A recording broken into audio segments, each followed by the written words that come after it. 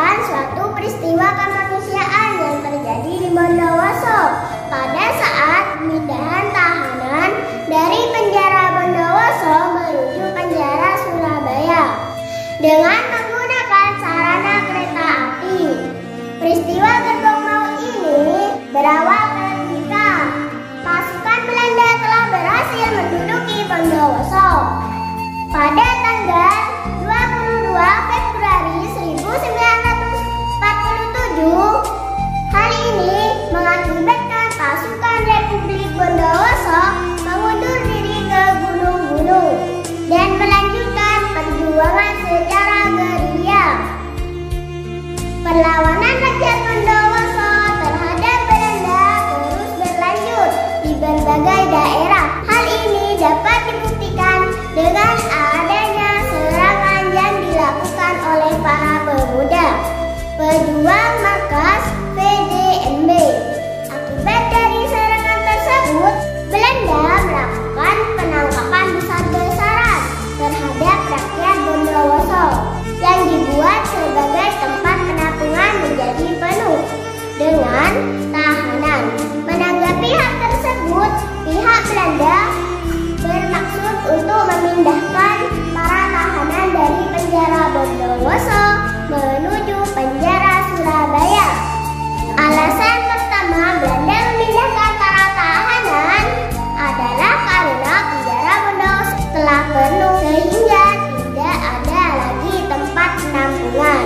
Di samping itu, alasan yang kedua adalah para tahanan dianggap membahayakan bagi Belanda.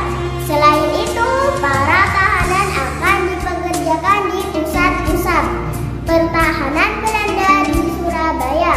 Mayoritas para tahanan ini terdiri dari para pejuang dan rakyat sipil.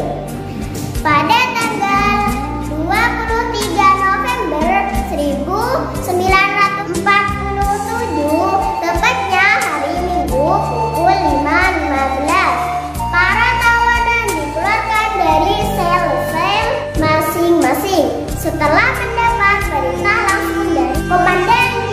van der Dorpy dengan dikawal oleh serdadu Belanda.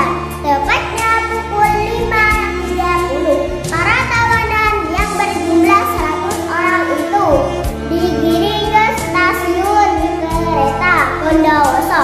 Sesampainya di stasiun kereta Bondowoso, para tahanan kemudian dimasukkan ke dalam 3 gerbong, di mana sebanyak 24 orang masuk gerbong pertama, 36 orang gerbong kedua, dan 40 orang masuk gerbong ketiga. Gerbong ini bukan gerbong penumpang, melainkan gerbong barang yang terbuat dari baja yang tertutup dan tanpa ventilasi udara. Pukul 7.30 kereta berangkat. Saat itu hari masih pagi. Semua masih baik-baik saja bagi tawanan. Udara pun masih segar. Menjelang siang, ketika matahari sudah mendekati titik tertinggi, penderitaan para tawanan dimulai. Di gerbong pertama, dengan jumlah tawanan yang banyak, beberapa tawanan sudah tak merasakan udara segar lagi untuk bernafas. Karbon dioksida dari nafas buang tawanan lain harus mereka hirup. Situasi sangat menyiksa. Sementara panas terik matahari pun terserap di seng yang menutupi gerbong. Udara dan suhu yang panas pun mendekati puncaknya. Korban mulai berjatuhan ketika kereta baru memasuki stasiun Kalisan.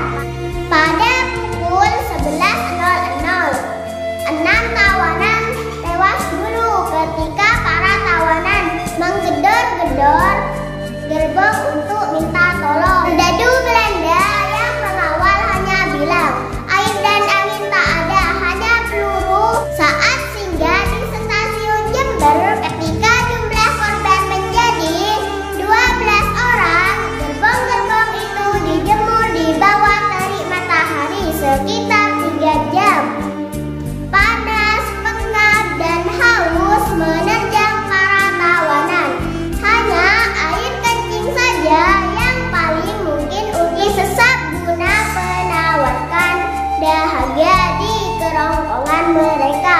Hujan lebat di sekitar stasiun Kelapa menjadi sedikit penghilang dahaga bagi mereka yang masih bertahan di gerbong maut itu. Tubuh mereka sedikit lebih segar, namun pengap, lapar, dan haus masih bersama mereka. Tidak ada yang bisa dilakukan selain berdoa. Sesampainya di stasiun Probolinggo, para tawanan di dalam gerbong kembali menggedor-gedor. Kali ini lebih keras lagi dari gedoran sebelumnya. Mereka menjerit-jerit. Suara mereka sudah parau. Lengking kematian terdengar dari teriakan mereka. Mereka berteriak bahwa sudah 30 tawanan mati. Para serdadu Belanda tidak peduli. Salah satu serdadu mengawal ketika pun bilang, biar mati semua, saya lebih senang daripada ada yang masih hidup.